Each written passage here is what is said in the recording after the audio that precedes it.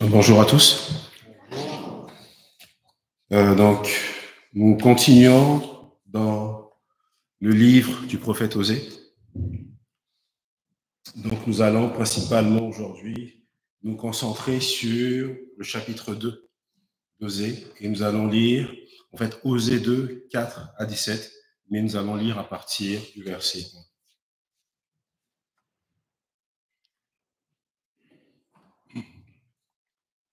Donc, Osée 2, 1 à 17, lisons pour la gloire de notre Seigneur.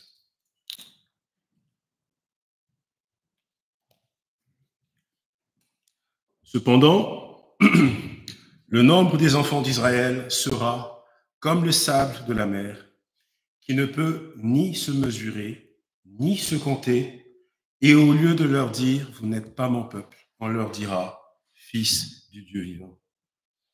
Les enfants de Juda et les enfants d'Israël se rassembleront, se donneront un chef et sortiront du pays, car grande sera la journée de Jisraël. Dites à vos frères, amis et à vos sœurs, Rouchama. Verset 4.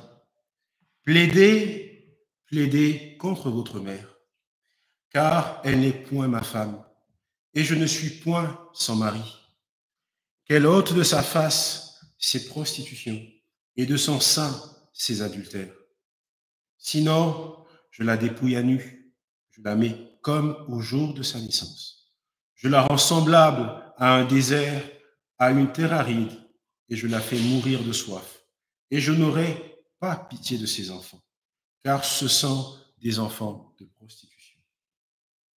Leur mère s'est prostituée, celle qui les a conçus s'est déshonorée, car elle a dit, j'irai vers mes amants qui me donnent mon pain et mon eau, ma laine et mon lin, mon huile et ma boisson. C'est pourquoi, voici, je vais fermer son chemin avec des épines et y élever un mur, afin qu'elle ne trouve plus ses sentiers. Elle poursuivra ses amants et ne les atteindra pas. Elle les cherchera et ne les trouvera pas. Puis elle dira, j'irai et je retournerai vers mon premier mari, car alors j'étais plus heureuse que maintenant. Elle n'a pas reconnu que c'était moi qui lui donnais le blé, le mou et l'huile. Et l'on a consacré au service de Baal l'argent et l'or que je lui prodiguais. C'est pourquoi je reprendrai mon blé en son temps et mon mou dans sa saison. Et j'enlèverai ma laine et mon lin qui devaient couvrir sa nudité. Et maintenant, je découvrirai sa honte aux yeux de ses amants, et nul ne la délivrera de ma main. Je ferai cesser toute sa joie, ses fêtes, ses nouvelles lunes, ses sabbats et toutes ses solennités. Je ravagerai ses vignes et ses figuiers, dont elle disait, c'est le salaire que m'ont donné mes amants. Je les réduirai en une forêt, et les bêtes des champs les dévoreront. Je la châtierai pour les jours où elle encensait les Baals, où elle se parait des anneaux et de ses colliers, allait vers ses amants et m'oubliait, dit l'Éternel. C'est pourquoi, voici, je veux la tirer et la conduire au désert, et je parlerai à son cœur. Là, je lui donnerai ses vignes et la vallée d'Accord, comme une porte d'espérance. Et là, elle chantera comme au temps de sa jeunesse et comme au jour où elle remonta du pays d'Égypte. Amen.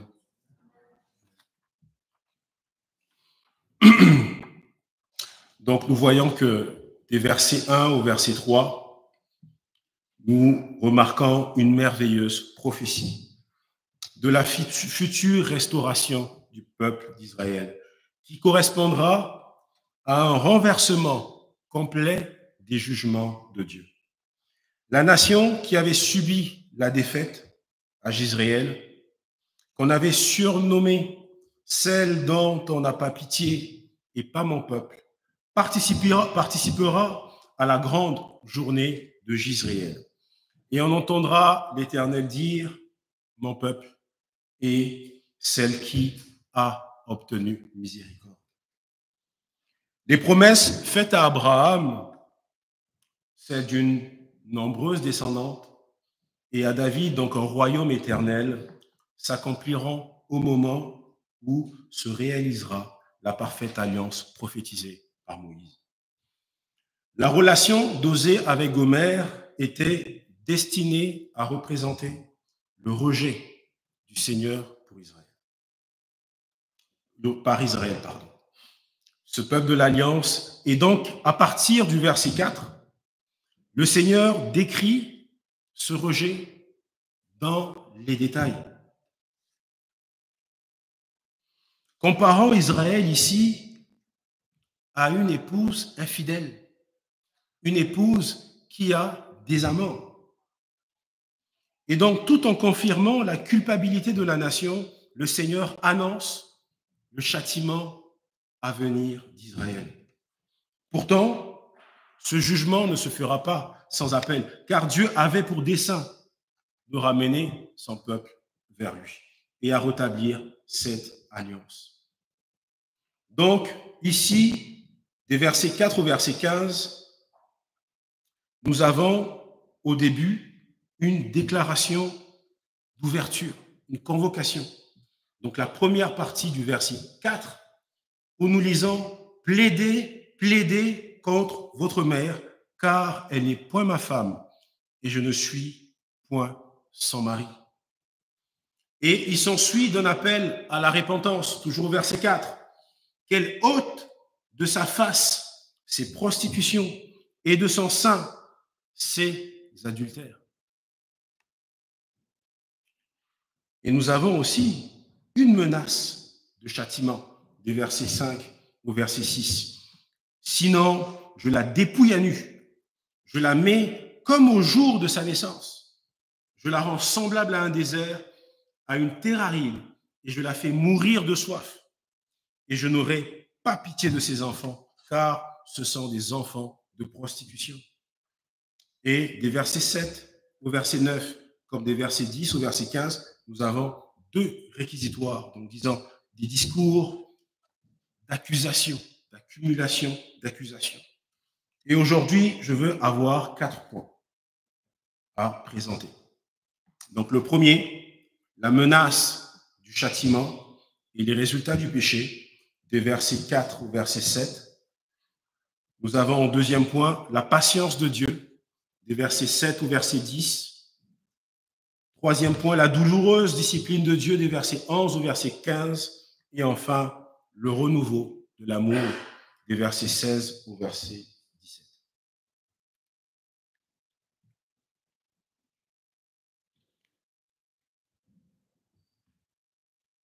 Donc, mon premier point, la menace du châtiment et les résultats misérables du péché.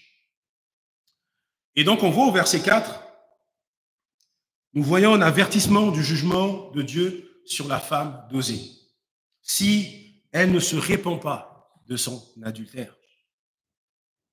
Parce qu'adultère, c'est qu'elle adorait d'autres dieux. Elle adorait des dieux comme Baal, et ce n'était pas le Dieu de l'Alliance. Au chapitre 1, on a vu le prophète épouser une prostituée, Gomère, et donc suivi de la naissance de 3 enfants. Et chacun de leurs noms témoignait du jugement de Dieu contre le péché d'Israël. Et la première partie du chapitre 2 montre que Gomère n'a pas abandonné ses voies d'adultère, mais a continué à poursuivre ses amants. Les versets 4 à 7 l'avertissent d'un jugement imminent. L'avertissent de ce jugement-là de Dieu. Et nous pouvons voir aussi les conséquences misérables de ce péché-là. Quand Adam et Ève ont péché dans le jardin d'Éden,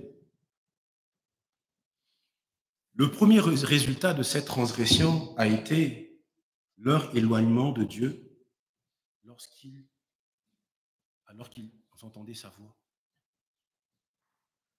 Donc, le premier résultat ici, nous avons la séparation avec le Seigneur.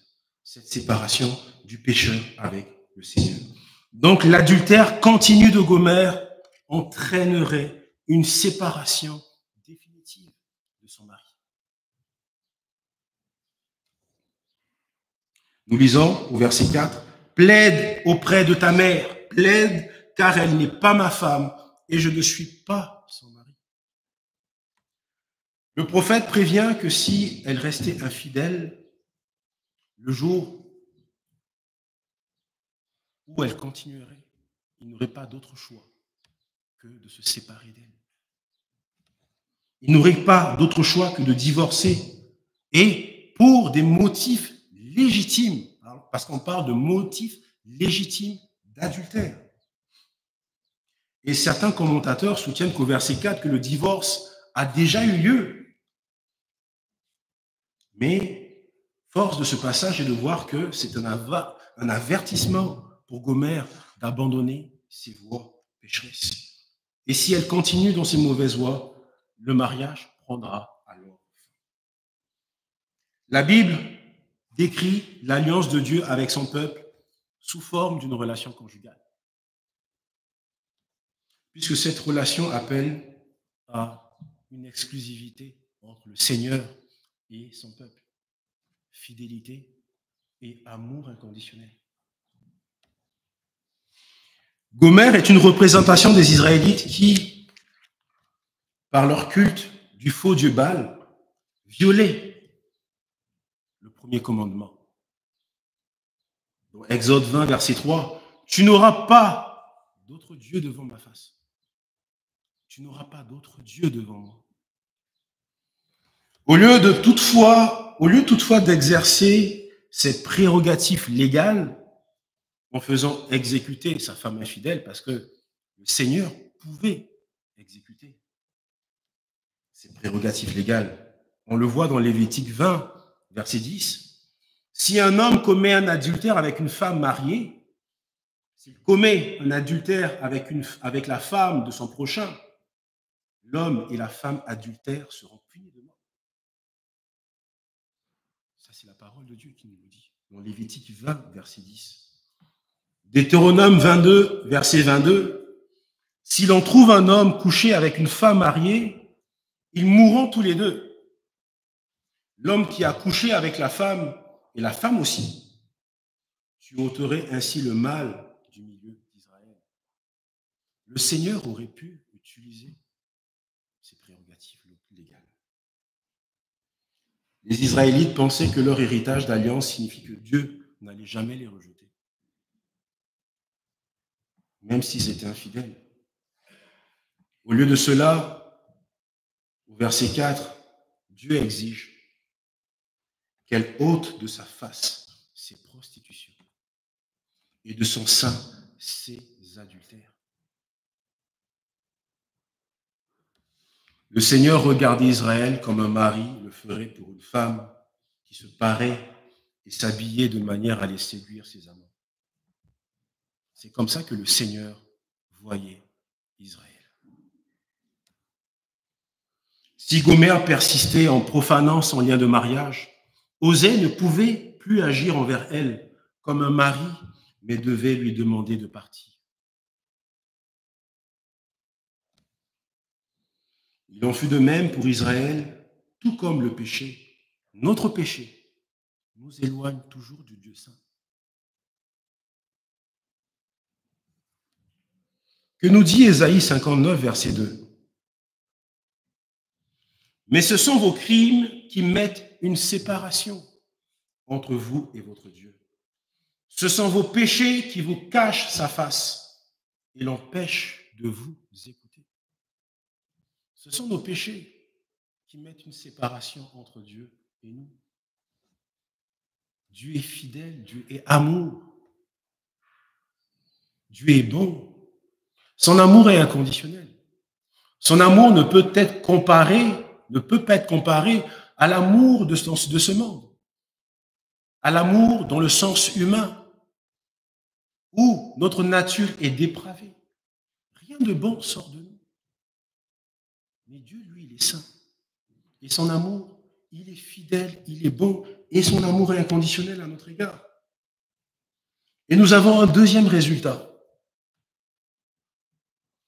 Le péché n'engendre pas seulement une séparation, mais il apporte aussi la honte. Nous lisons dans Osée 2, verset 5, « Sinon, je la dépouille à nu, je la mets comme au jour de sa naissance. » On a tous l'image d'un enfant qui vient au monde. Comment il est sans habit, il est nu. Et dans certains rites anciens, lorsque un mari divorçait de sa femme adultère, il la déshabillait devant la communauté, affichant ainsi la honte de son péché sexuel. Ça, c'était la menace de Dieu envers Israël. C'était de la dépouiller à nu. Qu'elle ait honte devant les gens.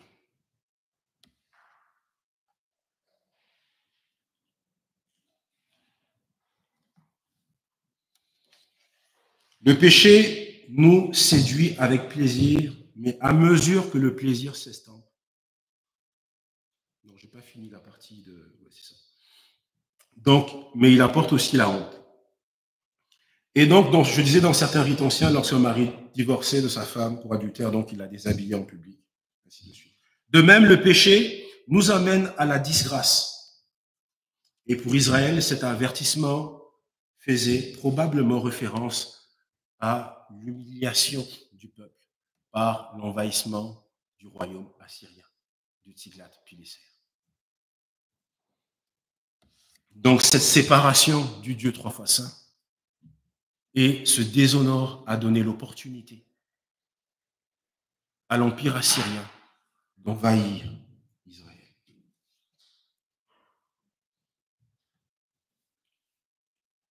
De cette façon, le Seigneur le ferait mourir de soif, toujours au verset 5. Tout comme de nombreux cœurs tombent aujourd'hui dans le désespoir et la mort à cause de l'amère expérience du péché. Les retombées du péché ne sont pas bénéfiques pour nous. Ces retombées sont graves pour nous, nous dirigent vers la mort en nous éloignant de fil en aiguille du Christ, notre Sauveur. Un troisième résultat du péché, c'est l'insatisfaction. Au verset 5, nous lisons que Dieu menace de la rendre semblable à un désert et à une terre aride. Car Israël, son prochain exil, laisserait le pays finalement dévasté et sans ressources. De cette façon, le Seigneur le ferait mourir de soif, tout comme de nombreux cœurs tombent aujourd'hui dans la mort et dans le désespoir. Un quatrième résultat du péché est souvent le moins attendu, à savoir les dommages qu'il entraîne. Notre péché a des conséquences sur nous et autour de nous également. Ce que cela cause à sa famille et à ses amis, on le voit au verset 6 au verset 7. Et je n'aurai pas pitié de ses enfants. Quand on est parent, on se dit que nos enfants sont innocents. Mais là, dans la parole de Dieu, on nous dit « Et je n'aurai pas pitié de ses enfants, car ce sont des enfants de prostitution. » Leur mère s'est prostituée. Celle qui les a conçus s'est déshonorée. Donc, les conséquences du péché, de ce péché-là, allaient avoir un impact sur ces enfants. Ces déclarations alimentaient les soupçons selon lesquels les enfants d'Osée n'étaient en réalité pas les siens, mais le produit de l'adultère de Gomère. Plus certainement, la vie de ces enfants serait marquée par les péchés de leur mère, comme cela arrive si souvent aujourd'hui lorsque les familles sont brisées par le péché. lesquels qui en pâtissent? Ce sont les enfants. Ce sont les enfants. Et cette étiquette, ce sont des enfants de prostitution, pourrait faire référence à leur naissance ou peut-être au style de vie qu'ils ont adopté, que les parents ont adopté. Dans tous les cas, les péchés des parents portent des fruits amers dans la vie des enfants. Dans le cas d'Israël rebelle, le peuple d'une nation idolâtre s'est éloigné de la foi et s'est éloigné du seul et vrai Dieu. De sorte que le chemin de la miséricorde était complètement inconnu. La colère de Dieu contre le péché d'Israël n'est pas surprenante. Et nous sommes bien mis en garde contre les conséquences du péché, nous, aujourd'hui. Ce qui est surprenant, c'est l'attitude de Dieu à l'ouverture, au début de ce passage. Plaide auprès de ta mère. Plaide. Et l'expression plaider contre désigne ici une accusation formelle en justice. Et le mot plaide véhicule l'idée d'un argument fort et convaincant, allant même jusqu'à réprimander Gomère pour son comportement par rapport au mal qu'elle a commis. Osée confie cette mission à ses enfants. Plaide auprès de ta mère. Et derrière ce plaidoyer se cachent des considérations personnelles. Considérations personnelles de Marie, de Dieu, qui ne sont pas seulement juridiques. Tim Chester écrit que le péché ne consiste pas simplement à enfreindre la loi de Dieu, mais il brise le cœur de Dieu aussi. On n'enfreint pas seulement la loi de Dieu, mais nous brisons le cœur de Dieu. Comme dans tout péché d'adultère, nous brisons le cœur de l'autre. Et c'est ainsi que notre Seigneur se sent lorsque nous péchons contre lui. Nous lui brisons le cœur. Pourtant, combien différente est la réponse du Seigneur de celle du mari atypique après avoir appris la prostitution de sa femme. La jetterait directement à la porte. Lorsqu'on prend des considérations plus humaines, nous sommes incapables de vivre avec cela, parce que cela nous affecte. Alors que Dieu ordonne aux enfants de plaider auprès de leur mère, nous voyons sa compassion pour les pécheurs. Nous voyons cette compassion dans notre Dieu. Dans la Bible, Dieu pleure son peuple. Dieu aspire à son peuple. Dieu travaille à la délivrance de son peuple. Dieu est attristé parce que maintenant, le peuple, son peuple l'a abandonné pour de mauvaises voies, pour d'autres dieux. Mais Dieu ne nous abandonne pas. Il travaille à transformer le chagrin que nous avons en joie et la tragédie de l'infidélité en un triomphe d'amour. Et le Seigneur a lancé un appel à la repentance et a pressé la nation d'abandonner ses voies, a pressé la nation d'abandonner ses dieux qui sont des créatures, parce qu'ils devraient adorer leur Créateur. Mon deuxième point, des versets 7 au verset 10, la patience de Dieu.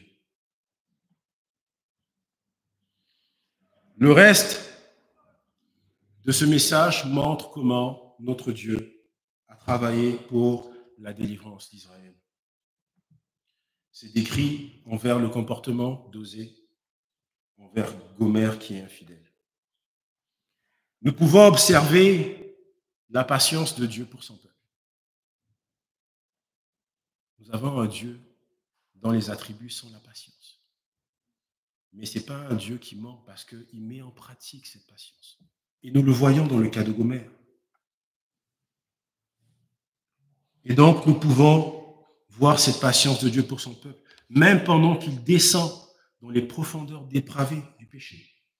Dans Osée 2, verset 7, nous apprenons la stratégie de Gomère, car elle a dit « J'irai vers mes amants, qui me donnent mon pain et mon eau, ma laine et mon lin, mon huile et ma boisson. » J'irai vers mes amants qui me donnent mon pain et mon eau, ma laine et mon lin, mon huile et ma boisson. Gomère a oublié un instant que son Dieu était le Dieu de toutes les provisions, de toutes les ressources. Gomère était comme une épouse mécontente qui pense qu'elle pourrait faire mieux avec un autre homme, qu'elle pourrait avoir mieux avec un autre Dieu. Le culte cananéen était centré sur la fertilité des dieux, ce qui explique en partie que leur culte incluait souvent des rituels d'actes sexuels. Et Tim Chester explique encore que Baal était considéré comme la source de toute fertilité et son culte garantirait les bonnes récoltes dont dépendait la prospérité dans une société agricole. Donc, de la même manière, les gens aujourd'hui se détournent de Dieu, ne font pas confiance en Dieu, ne font pas entièrement confiance au Seigneur. Focus sur eux-mêmes, sur le travail, mais c'est Dieu qui donne le travail. Sont autosuffisants, dépendent d'autres personnes, mais devraient dépendre du Dieu Tout-Puissant, celui qui est la source de toutes les provisions.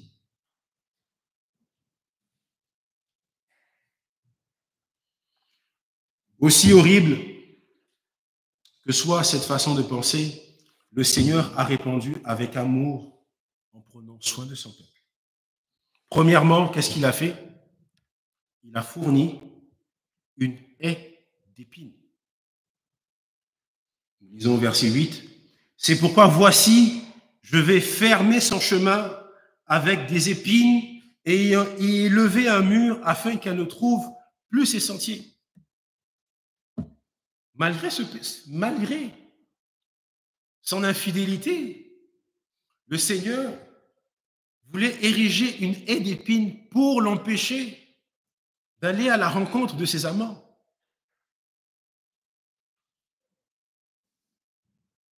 Et donc, c'est une métaphore. Cette métaphore vient de la façon dont les peuples anciens dressaient une haie d'épines contre un mur pour empêcher l'errance du bétail. Donc, pour ne pas que les bêtes, le bétail aille de gauche à droite, puissent errer. Donc, il y avait cette haie qui les protégeait et qui les gardait en place. Et concrètement, le Seigneur placerait des barrières sur le chemin de Gomère pour qu'elle rate ses rendez-vous et frustrer ses amants. Et faire une référence au dictionnaire de l'Ancien Testament, dans l'époque d'Osée, cette haie d'épines peut faire référence aux premières incursions des Assyriens, de sorte que la liberté de mouvement était restreinte et que les hauts lieux de l'idolâtrie étaient plus difficiles d'accès. Donc à ce moment-là, il y avait cette difficulté-là de pouvoir avoir accès aux hauts lieux pour adorer les autres dieux. Et donc, le but de Dieu est clairement exposé au verset 9. Elle poursuivra ses amants et ne les atteindra pas. Elle les cherchera et ne les trouvera pas. Puis elle dira, je retournerai vers mon premier mari, car alors j'étais plus heureuse que maintenant. Et donc, lorsque nous, chrétiens, nous nous engageons sur des voies de péché, nous avons souvent des haies aussi. Mais souvent, notre incrédulité nous pousse à aller au-dessus de ces haies et à assouvir et à nous délecter du péché. Nous avons un exemple, c'est celui de David et Bathsheba. David avait aperçu Bathsheba en train de se baigner. Nous allons lire 2 Samuel, 2 Samuel 11, 2 à 4. Un soir, David se leva de sa couche, et comme il se promenait sur le toit de la maison royale, il aperçut de là une femme qui se baignait et qui était très belle de figure. Verset 3. David fit demander qui était cette femme, et on lui dit, n'est-ce pas Bathsheba, fille d'Éliam, femme d'Uri le Héthien? Et on lui dit, n'est-ce pas Bathsheba, fille d'Éliam, femme d'Uri le Héthien? Mais David envoya les gens pour la chercher. Elle vint vers lui et il coucha avec elle. Après s'être purifié de sa souillure, elle retourna dans sa maison. Le verset 3, ici. N'est-ce pas? Et on lui dit, n'est-ce pas Bathsheba, fille d'Éliam, femme d'Uri le Héthien? Donc c'est un bref rapport qui fournissait suffisamment d'informations à David pour ne pas aller jusqu'au bout.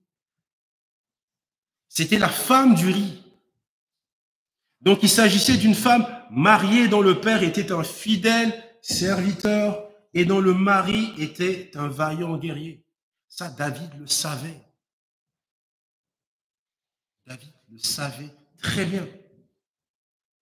Et de la même manière, Dieu cherchera à éveiller la conscience des chrétiens rétrogrades et à ériger des barrières circonstancielles devant leur chemin.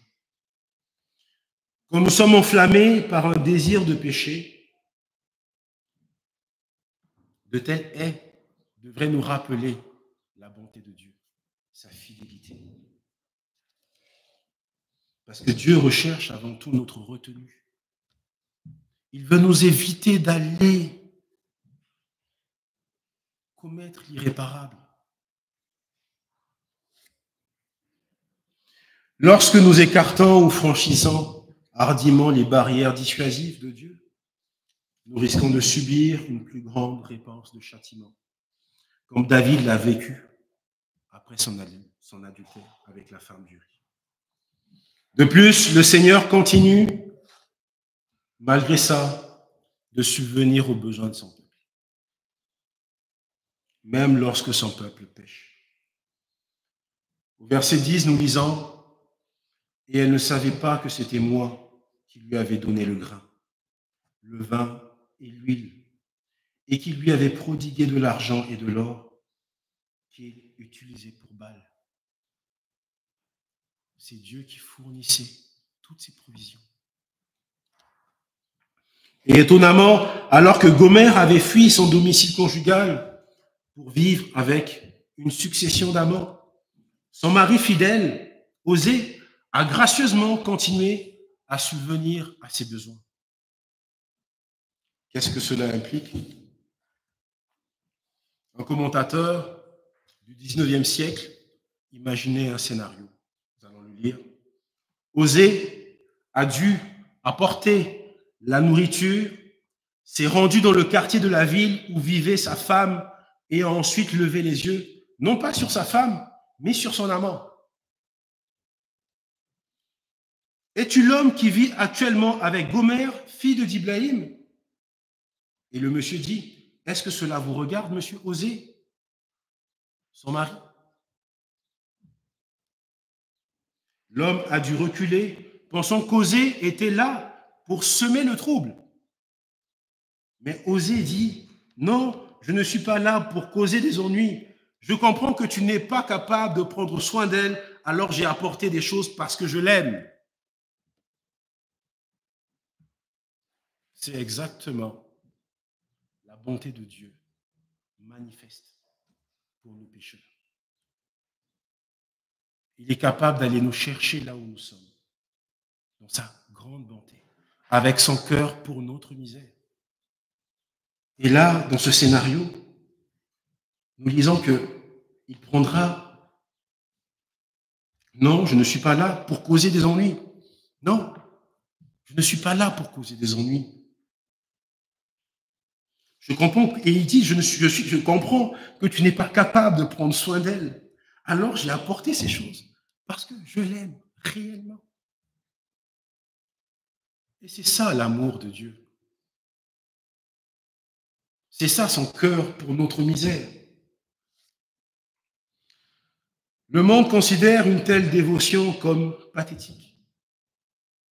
C'est impensable dans le monde dans lequel nous vivons. Qu'est-ce que les gens ne vont pas dire d'un mari de ce genre qui se rend dans la maison de l'amant de sa femme sans faire d'ennui, mais lui apporter ce dont elle a besoin parce qu'elle aime.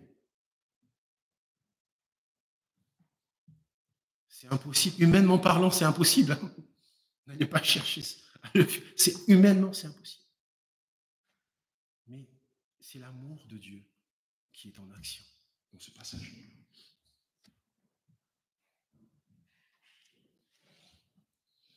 Dieu utilise un langage d'une fidélité et d'un amour abondant.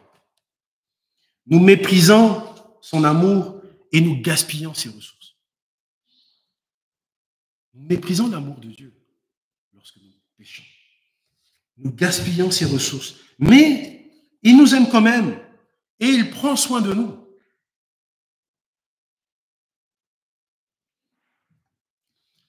Et c'est pourquoi le récit d'Osée et Gomer raconte la plus grande histoire d'amour jamais connue. La raison qui démontre l'amour de Dieu en Jésus-Christ. Nous étions pécheurs. Qu'est-ce que Dieu a fait? Il a envoyé Christ mourir pour nos péchés. Nous étions pécheurs et nous le sommes toujours. Mais il a compris notre misère. Il a compris notre besoin et notre désir d'avoir un sauveur pour nous sauver, pour nous libérer des captifs.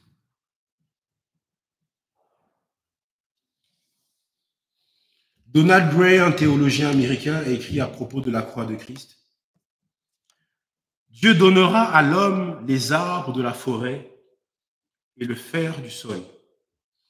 Puis il donnera à l'homme le cerveau pour fabriquer une hache de fer pour abattre un arbre et en faire une croix.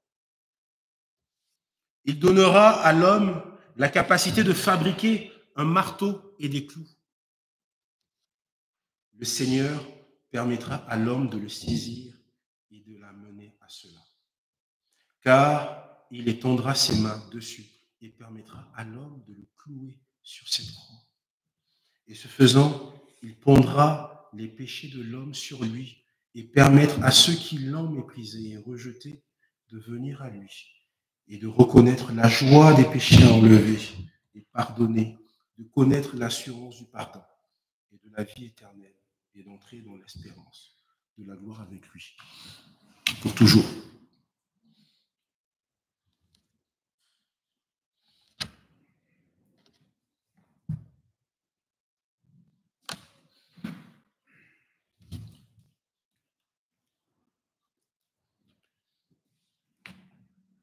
La tragédie de l'histoire de Gomer ne réside pas seulement dans le fait qu'elle ait pratiqué l'adultère, mais aussi qu'elle ne comprenait pas à quel point l'amour de son mari était grand. Elle ne comprenait pas la grandeur de cet amour. Osée 2,10 dit qu'elle n'a pas reconnu que c'était moi qui lui ai donné le blé, le mou et l'huile, et l'on a consacré au service de Baal l'argent et l'or que je lui prodiguais. C'est exactement ce que nous faisons. Nous utilisons les ressources que Dieu nous donne pour notre propre gloire, pour des choses qui n'en valent pas la peine, au lieu de l'adorer lui. Si vous avez péché contre Dieu en oubliant que le blé, le vin et l'huile dans votre vie provenaient tous de sa main généreuse, alors regardez à la croix de Christ. Regardez à la croix de Jésus. Et rappelez-vous combien est grand cet amour, un amour auquel vous vous êtes détournés. Nous nous sommes détournés volontairement de l'amour de Christ. Nous nous sommes détournés de l'amour de Christ et nous nous sommes détournés volontairement de la croix de Christ. Puis, comme l'enfant prodigue de la célèbre parabole de Jésus, qui a réalisé la pauvreté de sa vie dans le péché, retourne en courant vers son Père, qui a un amour inconditionnel et un amour indéfectible. Jésus vous assure qu'en vous voyant de loin, Dieu viendra vous saluer avec joie et avec bonheur. Comme Jésus le raconte, le Père dira au retour de l'enfant prodigue, dans Luc 15, 23 à 24, « Amenez le veau gras et tuez-le. Mangeons et réjouissons-nous, car mon fils, que voici, était mort. Et il est revenu à la vie. Et il était perdu, et il est retrouvé. » Il n'est jamais trop tard. Il n'est jamais trop tard pour nous de nous détourner des voies pécheresses et de nous donner à Christ Jésus, de nous donner sa vie entièrement, sa vie. Mon troisième point, des versets 11 au verset 15, la douloureuse discipline de Dieu. Malheureusement pour Gomère, ne réalisant pas l'amour fidèle de son mari, elle a continué son chemin dans le péché. Au lieu de retourner à son domicile conjugal, elle a persisté dans cette voie de péché. Son manque de repentance a conduit à la deuxième réponse du Seigneur, une discipline qui était douloureuse. Puisque pourvoir aux besoins de Gomère ne l'avait pas ramené à la maison, Dieu commença maintenant à lui retirer ce qu'il avait pourvu pour elle. Au verset 11, nous lisons, « C'est pourquoi je reprendrai mon grain en son temps et mon vin en sa saison, et j'enlèverai ma laine et mon lin qui devaient couvrir sa nudité. » Les Israélites attribuaient la fertilité à Baal afin que le Seigneur montre sa souveraineté en rendant la terre stérile, révélant ainsi la puissance de Baal. Parce que Dieu est puissant. Dieu est tout puissant. Dieu est plus fort que Baal. Si son grain et son vin ne peuvent être séparés de Baal, alors le grain et le vin devront aussi disparaître. Sans laine pour les vêtements, la nudité de Gomère serait exposée, tout comme la pauvreté d'Israël mettrait à nu son idolâtrie. Ainsi, le Seigneur a découvert la honte dont il avait menacé plus tôt. Au verset 12. « Et maintenant, je découvrirai sa honte aux yeux de ses amants, et nul ne la délivrera de ma main. » Nul ne la délivrera de ma main. Et nous avons noté plus tôt comment David, le roi David, a balayé les haies d'épines de sa conscience pour son penchant de péché pour Bathsheba. Et donc, l'une des conséquences fut sa disgrâce publique devant la conduite sexuelle de ses fils. En particulier lorsque Absalom, le rebelle, prit les concubines de David devant les yeux de tout Israël.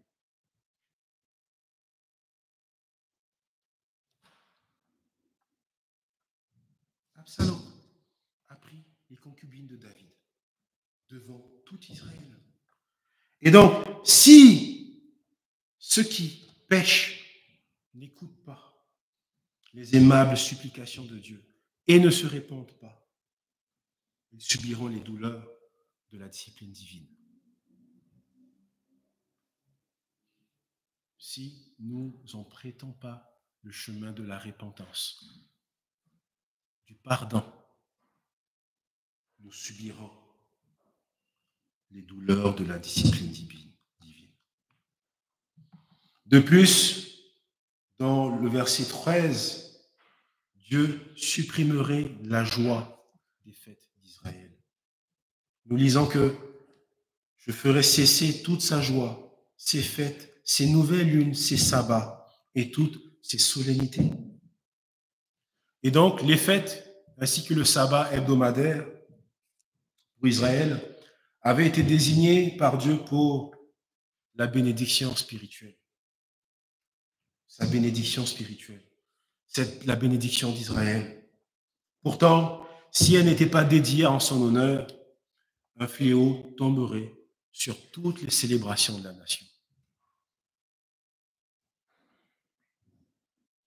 Jérémie évoquerait plus tard une malédiction similaire sur Juda, dans Jérémie 7, verset 34, où nous lisons « Je ferai cesser dans les villes de Juda et dans les rues de Jérusalem les cris de réjouissance et les cris d'allégresse, les chants du fiancé et les chants de la fiancée, car le pays sera un désert. » Le péché nous emmène à une tristesse. Nous n'avons plus cette joie en Christ. Nous n'avons plus cette paix en Christ.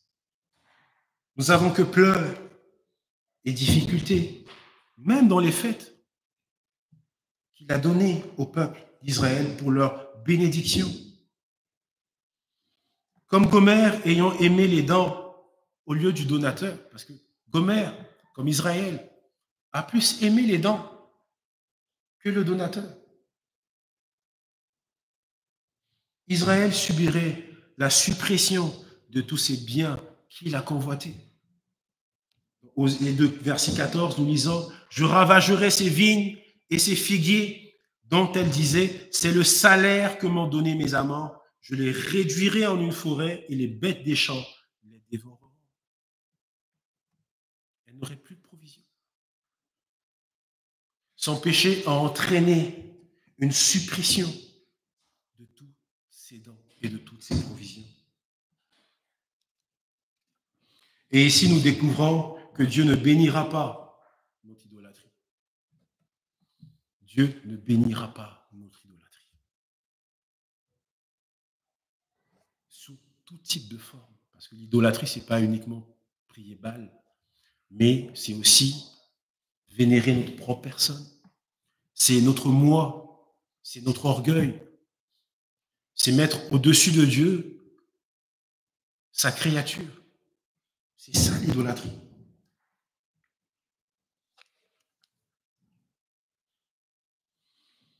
Nombre 32, verset 23 nous avertit. Sachez que votre péché vous atteindra. Et il en fut de même pour Gomer et pour Israël. Dieu déclare dans Osée 2, verset 15, « Je la châtierai pour les jours où elle encensait les Baals, où elle se parait de ses anneaux et de ses colliers, allait vers ses amants et m'oubliait, dit l'Éternel. » Hébreux 12, verset 7 nous rappelle que lorsque Dieu apporte un châtiment douloureux, Dieu nous traite comme ses enfants. Dieu nous traite comme ses fils. Les châtiments douloureux sont le dessein aimant et paternel de Dieu de nous délivrer des sentiers du péché dans un but que nous devrions volontiers embrasser. Nos pères nous châtiaient pour peu de jours, comme ils le trouvaient bon. Mais Dieu nous châtie pour notre bien, afin que nous participions à sa sainteté. Hébreux 12, verset 10. James Boyce a écrit « Il est fidèle à sa nature, il parle de Dieu, et ne permettrait pas que celle qu'il aime soit détruite par un engouement adultère pour les idoles de ce monde. » Notre Seigneur nous aime. Notre Dieu est fidèle. Il est tellement patient que même dans notre péché, il nous envoie des haies pour nous éviter d'aller vers le péché. À nous de lui demander la sagesse et le discernement. Sa sagesse à lui, pas la nôtre, sans discernement, pour qu'on puisse vivre comme il le souhaite qu'on vive ici-bas, dans ce royaume terrestre.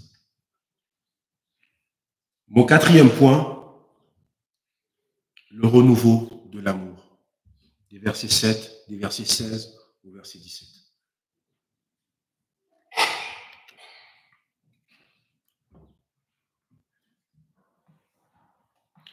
Et ici, dans Osée 2, versets 16 à 17, ce passage nous emmène à la vallée d'Akan, où la mort d'Akan a satisfait la colère de Dieu et a ramené la victoire au peuple d'Israël. Mais avant d'en arriver là, Osée ramène Israël plus loin dans le temps, jusqu'au voyage dans le désert de l'Exode. Quand Israël a appris pour la première fois à honorer le Seigneur avec foi, nous lisons au verset 16, « C'est pourquoi voici, je veux la tirer et la conduire au désert, et je parlerai à son cœur. » C'est pourquoi voici, je veux la tirer et la conduire au désert, et je parlerai à son cœur.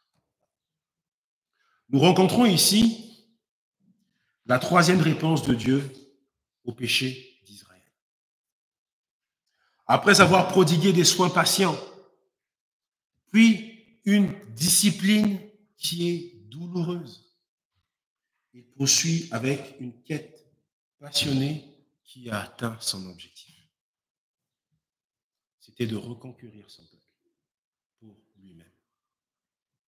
Dieu voulait reconquérir son peuple pour lui-même. Après que Moïse eut libéré les tribus d'Israël de leur esclavage en Égypte, le peuple commença à se plaindre à cause de ses difficultés. Il se plaignait. Il y avait tout type de difficultés, il se plaignait. En réponse à leur rébellion, Dieu fit périr cette génération dans le désert du Sinaï pendant 40 longues années d'errance, parce qu'ils se sont plaints dans le désert. Et donc, l'un des avantages de la vie dans le désert était qu'Israël y était séparé de la présence des dieux étrangers. Il n'y avait pas de dieux étrangers dans le désert. Israël était séparé de ces dieux étrangers. De plus, dans le besoin urgent du peuple, Dieu les a nourris de sa propre main, grâce à la manne tombée du ciel. Le désert était donc un lieu de clarté spirituelle et de provision divine. Et le Seigneur peut nous emmener à un tel endroit aujourd'hui, en nous délivrant aussi de nos idoles. Nous traversons tous des déserts, tout type de désert. Nous avons souvent l'habitude de nous plaindre. C'est difficile. Mais souvent, posons-nous la question de savoir, Seigneur, qu'est-ce que tu veux m'enseigner? Seigneur, que veux-tu me dire? Seigneur, que veux-tu que je fasse? Les déserts nous emmènent à nous rapprocher étroitement de notre Seigneur, d'avoir cette communion constante avec lui. Parce que dans le désert, nous sommes éloignés de toute idole.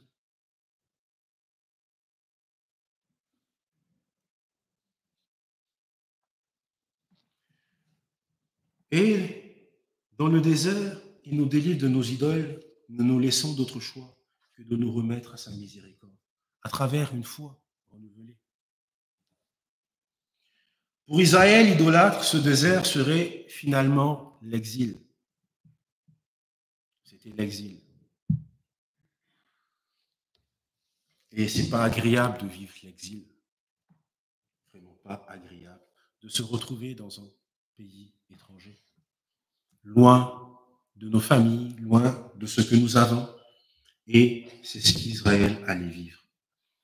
où il serait assimilé aux nations païennes et entendrait plus tard le message évangélique de Jésus-Christ. Il fallait qu'ils sortent là, qu'ils aillent en exil pour entendre le message de Jésus-Christ. Le Seigneur la séduirait et lui parlerait avec tendresse, avec le message du pardon des péchés par le sang de son Fils Salvateur, Jésus-Christ. Revenons à la métaphore d'Osée cherchant le cœur de son épouse prostituée. Tim Chester décrit de manière vivante la recherche d'Israël par Dieu. Imaginez un mari dont le mariage est en difficulté. La relation entre lui et sa femme est tendue jusqu'à la rupture. Dans une dernière tentative pour remettre les choses sur les rails, il ramène sa femme à l'endroit où il sent tomber amoureux pour la première fois.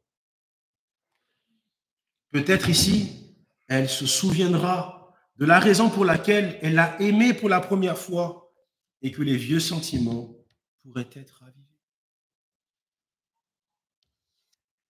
Josué 7, non. La vallée d'Accord représentait un lieu où l'amour d'Israël pour Dieu était purifié. Accord était le lieu de détresse, le lieu de besoin où la grâce de Dieu brillait d'éclat. Alors, qu'est-ce qu'il y a à propos d'Accord? Qu'est-ce que nous avons dans la vallée d'Accord? Il y a un homme qui est mort, de sorte que le jugement de Dieu sur le péché a été annulé. Et donc, dans la première vallée d'Accord, c'est Akan qui mourut pour son propre péché. Mais Jésus-Christ, lui, il est mort pour nos péchés. Josué 7 raconte comment, après que les Israélites eurent détruit la forteresse cananéenne de Jéricho, ils aperçurent une petite force dans la ville voisine d'Aï. Josué envoya une force de 3000 hommes qui furent mis en déroute avec de lourdes pertes. La cause de cette débâcle fut découverte dans la tente d'Akan, qui avait volé des biens interdits, qui avait volé des trésors de la chute de Jéricho. Lorsque le péché d'Akan fut révélé, il fut lapidé et ses restes furent brûlés dans la vallée d'Accord. Et Accord signifie trouble. Et cet endroit représentait dans la tradition d'Israël le lieu où le jugement de Dieu sur un fauteur de trouble, pécheur qui s'accomplissait. Et la vallée d'Accord est mentionnée à nouveau dans Osée 2, verset 17, pour résumer le jugement de Dieu sur les voies adultères de Gomère, qui dépeint en même temps l'idolâtrie d'Israël. Cependant, ici, d'une manière complètement renversante, Osée prédit que le lieu du jugement est destiné par Dieu à devenir un instrument de miséricorde. Et nous lisons au verset 17, « Là, je lui donnerai ses vignes et la vallée d'Accord comme une porte d'espérance. » Une porte d'espérance. Lorsque le Seigneur conduira Israël hors du désert pour la faire retourner dans la terre promise, il lui redonnera ses vignes. La prospérité dans ces versets concernera le pays d'Israël lui-même et non le désert qu'il a traversé. À son entrée dans le pays, Israël traversera de nouveau la vallée d'Accord. Le symbole de la vallée sera le symbole d'un meilleur avenir avec son Dieu. Une porte d'espérance menant à la reprise de la terre promise.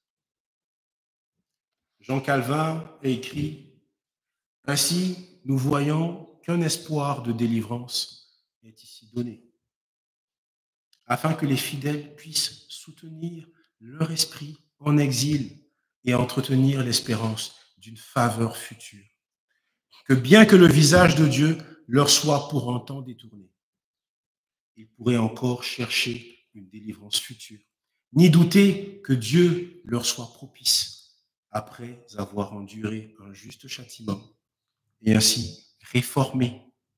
Car, comme nous l'avons dit, un châtiment modéré n'aurait pas pu suffire à maîtriser leur perversité.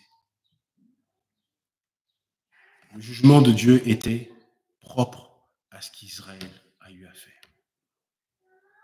C'était douloureux, c'était pénible, mais il le fallait pour qu'ils soient édifiés et qu'ils puissent retrouver les voies du Seigneur. Les effets de l'infidélité passée d'Israël auront disparu, alors elle sera favorable au Seigneur comme au temps qui a immédiatement suivi l'Exode dans Jérémie 2, verset 2. Va et crie aux oreilles de Jérusalem. Ainsi parle l'Éternel. Je me souviens de ton amour lorsque tu étais jeune, de ton affection lorsque tu étais fiancé, quand tu me suivais au désert dans une terre inconnue. Gardons les chemins de notre Seigneur. Éloignons-nous du péché pour ne pas subir une douloureuse discipline. En conclusion, mais qui mourrait dans la vallée dans laquelle Osée dit que Dieu amènera désormais son peuple? La réponse pour nous, c'est Jésus-Christ. Jésus-Christ est mort pour nous. Jésus-Christ, le Fils de Dieu, qui n'a commis, lui, aucun péché. À quand lui, on avait fait, il avait volé. Mais Jésus-Christ n'a commis aucun péché. Et il est mort pour nous. Il est mort pour la culpabilité de tous ceux qui lui font confiance. Dieu a placé notre problème sur le dos du seul qui pouvait le supporter, afin qu'à la croix, une porte d'espérance s'ouvre pour tous ceux qui croient. Peut-être êtes-vous un croyant dans la situation actuelle, se situe quelque part dans une vie de péché, de transgression de la loi de Dieu. Si tel est le cas, Dieu vous parle avec tendresse à travers la croix de Jésus-Christ, son Fils. Si vous êtes vraiment à lui, alors par la grâce de son esprit, vous répondrez comme dans les paroles qui suivent. Osée 17, et là, elle chantera comme au temps de sa jeunesse et comme au jour où elle remonta du pays d'Égypte. Vous pouvez toujours revenir à votre premier amour. Vous pouvez toujours revenir à Christ en étant repentant. Parce que Christ, lui, il est fidèle et bon pour nous justifier et pour nous purifier de toutes nos iniquités et de nous laver et de nous rendre plus blancs que la neige. Si vous vous tournez vers lui avec une foi renouvelée, Dieu se dépêchera de restaurer les bénédictions spirituelles que vous avez perdues à cause du péché. Il se fera un plaisir de vous bénir. Au verset 17, nous lisons, là, je lui donnerai ses vignes. Là, je lui donnerai ses vignes. Le lieu où vous avez découvert pour la première fois la grâce de Dieu, dans le pardon de vos péchés, est le lieu où vous devez retourner. Dieu, comme nous le voyons au verset 17 encore une fois, fera de la vallée d'Accord une porte d'espérance pour vous accueillir. La vallée d'Accord était célèbre comme lieu où la mort d'un homme rétablissait la bénédiction d'Israël. Mais l'endroit où se trouvait la vallée d'Accord était également important. Pourquoi? Elle se trouvait juste de l'autre côté du Jourdain. C'était à l'entrée de la terre promise. Comme les Israélites avant nous, nous devons également traverser ce fleuve qui représente la ligne de conversion de l'incrédulité à la foi. Nous sommes tellement incrédules. Nous manquons tellement de reconnaissance envers notre Dieu.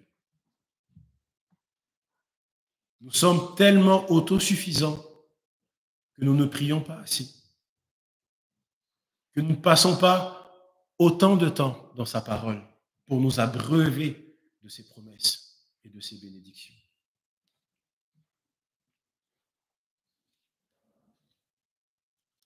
C'est en traversant le Jourdain qu'Israël entra en Canaan, la terre promise du salut. La distance d'une rive à l'autre n'était pas grande, mais la différence est éternelle. Si en prenant conscience de notre besoin de pardon et voyant le lieu où le sacrifice de Dieu a été offert, nous traversons par la foi, nous découvrirons une porte d'espérance. Leurs péchés expiés dans le sang, les Israélites remontèrent la vallée d'Accord jusqu'à la conquête de la terre promise. La même chose sera vraie dans notre vie également. Si nous traversons et laissons nos péchés à la croix de Jésus-Christ, si nous abandonnons les sentiers de perdition, si nous nous éloignons, si nous fuyons le péché, on a vu l'exemple de David qui a eu cette haie. On lui dit que c'était le mari du riz, mais il est quand même allé de l'avant. Demandons la sagesse à notre Dieu. Demandons-lui le discernement afin de comprendre sa parole, afin qu'on puisse comprendre les voies du Seigneur et qu'on marche en conformité de vie avec lui. Notre culpabilité sera expiée, notre jugement sera annulé et un nouveau départ avec le Dieu de grâce abondante sera sous nos pieds et nous serons sur le chemin de la gloire avec Jésus-Christ, notre Seigneur et notre Sauveur. Et comme nous lisons dans Colossiens 3, verset 4, quand Christ, votre vie, paraîtra, alors vous paraîtrez aussi avec lui dans la gloire. Mais seulement si nous abandonnons nos péchés et nous désirons de tout notre cœur de marcher avec Christ en pureté et en sainteté de vie. Et en n'essayant pas de chercher le compromis, de rationaliser le péché. Le péché, c'est le péché. C'est mal aux yeux de Dieu. Mais demandons à Christ d'emprunter le chemin de la vérité, le chemin de la sanctification. Parce que Christ, lui, nous a justifiés par son sacrifice sur la croix. Nous allons pécher. Mais nous savons que nous vivons ici dans ce royaume du monde dans une sanctification qui est progressive. Nous allons tomber, mais nous allons nous relever avec l'aide du Seigneur. Nous ne sommes pas encore parfaits, mais nous courons avec son aide pour atteindre cette perfection. Et c'est uniquement en lui que cela est possible. Et c'est uniquement avec sa force. Parce que c'est lui qui nous donne le vouloir et le faire. Ce n'est pas de notre propre force. Amen. Prions. Seigneur notre Dieu, tu es tellement fidèle, Seigneur. Tu es amour, tu es fidélité. Seigneur, nous avons pu voir que ton amour éternel est vraiment inconditionnel.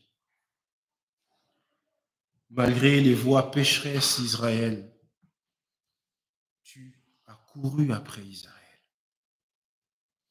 Tu lui as donné cette fenêtre d'opportunité pour se repentir. Et Seigneur, tu fais la même chose de nous également.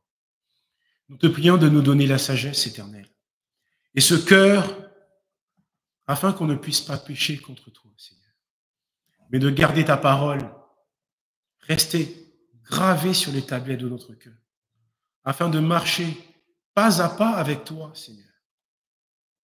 De ne pas emprunter les chemins idolâtres. Nous te prions, Éternel, aussi afin que nous puissions avoir cette communion constante avec toi. De prier tous les jours le maître de la moisson. De nous remettre entre ses mains. De lui demander la direction en toutes choses. Et de nous donner aussi le discernement par rapport à ces haies que nous avons devant nous, Seigneur. Merci pour ta fidélité. Seigneur, nous savons que tes châtiments sont pour notre édification éternelle. Nous savons que tu nous aimes comme des enfants, comme tes propres enfants, parce que tu nous as adoptés par le sacrifice de Christ. Merci de nous donner ce cœur repentant, de nous donner toujours ce désir de nous repentir, parce que nous sommes des pécheurs invétérés, Seigneur. Seigneur, que nous puissions marcher dans la sainteté, comme tu veux que nous soyons saints, éternel. Merci pour ta parole divine. Merci pour cette provision céleste que tu nous donnes, Seigneur. Gloire te soit rendue. C'est au nom de ton Fils Jésus-Christ, mort pour nous sur la croix, que nous te prions. Amen.